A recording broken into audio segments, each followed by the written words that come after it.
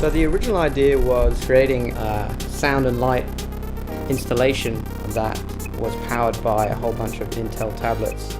To do that, we collaborated with Flume, and he wrote a specially composed track that we would get this band of tablet-powered instruments to play.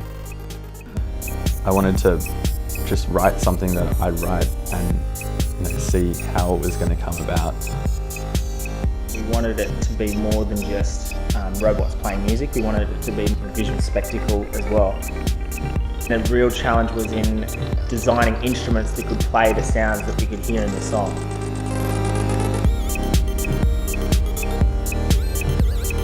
We ended up using a huge combination of bespoke software that we built ourselves and some software that already existed in the Play Store, and then obviously things like Ableton.